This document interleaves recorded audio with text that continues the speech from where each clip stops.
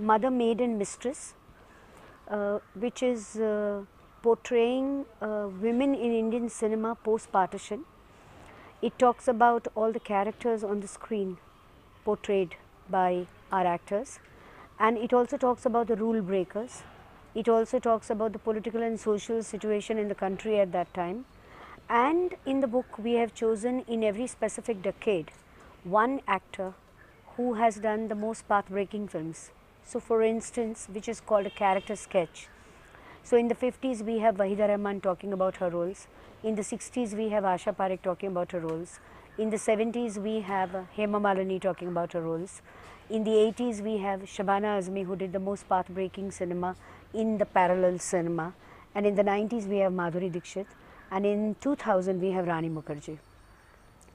Most of the time, whenever there is a book on women in Indian cinema, they have always talked about the actors' personal lives, you know, and how they came into films. This is the first and the only book called Mother, Maid and Mistress, brought out by Harper and Collins, which is talking about the characters. And I have two co-authors in this, Jigna Kothari and Supriya Madangiri. We have researched the book for 3.5 years. For 3.5 years, we have met every week at my sister's home and chatted and briefed and made notes for about 3 hours, and then we have put all the things together. It was, according to me, the most precise and effort-worthy book. My forthcoming book, also by Harper and Collins, is tentatively titled Actors Talk About Acting. What is happening in the current scenario is that the question answer with the film firmament is becoming very frivolous and trivial.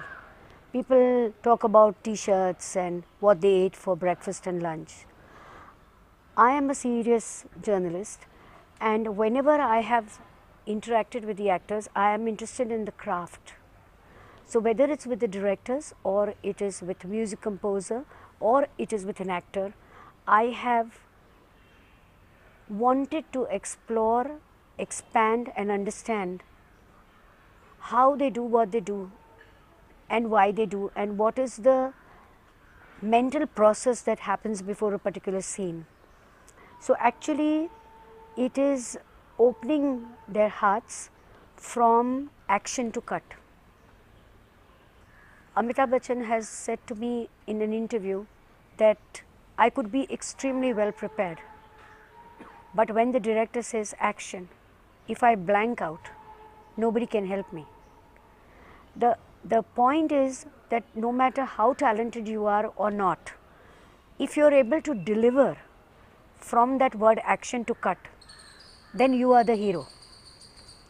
You can pat your back and say that you are great, but if you miss that moment, you miss that moment. So it's their stories. And while they were narrating to me, I get goosebumps. For example, there is a scene where in Earth, when Shabana had to cry, and she breaks down, and then she's not able to stop crying. So how does the actor help herself to be able to control the personal spillover into the professional scene at that time, and how does the director help? So these are the new books, current and the forthcoming one. And of course, I have done a trilogy on Mr. Bachchan. My first book on him was in 1999, which was called The Legend. It is a biography in conversations. The second book on Mr. Bachchan was in 2009, which is called Bachchanalia, which is a journey, a career journey in his film posters from 1969, Saath Hindustani, to The Last Layer in 2009. And a third book came up called Amitabh Lexicon. We were sitting amidst friends, and suddenly I realized that everybody is talking in dialogues of Amitabh Bachchan.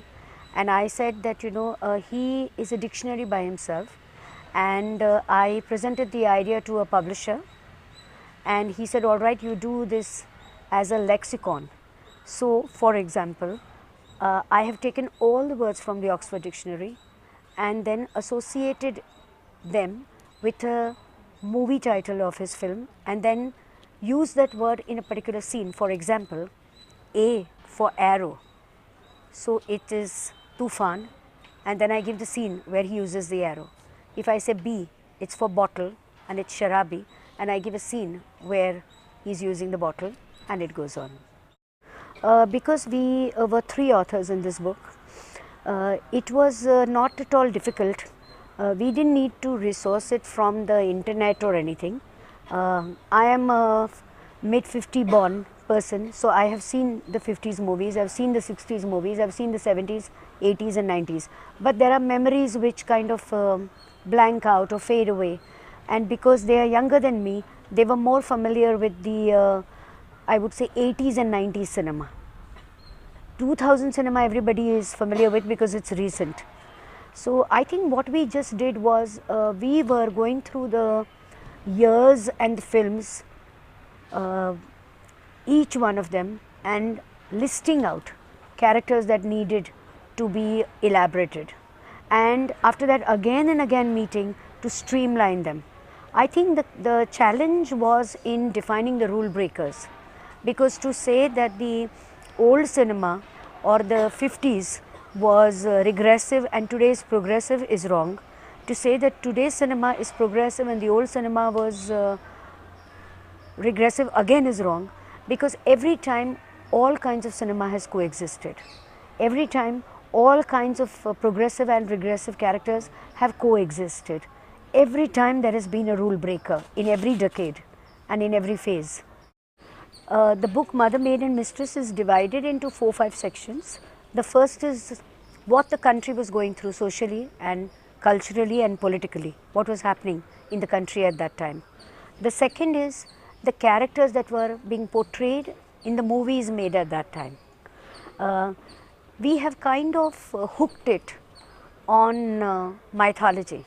So whether we call it the Sita's daughters or we call it the Shakuntala's sisters, and then given examples about what was happening.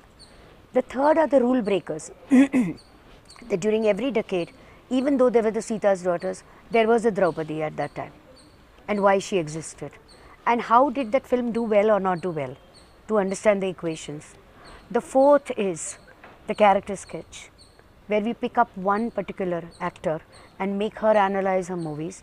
And the last is the filmographies of the movies at that time and what was happening. There are no interviews with them. We are analyzing it and we are presenting it as. So just so that the reader does not feel disappointed, we have taken that one section which we call character sketch, where we pick up the most significant actor of that decade and make her analyze her movies. So that is the only section where it is a voice of the actor.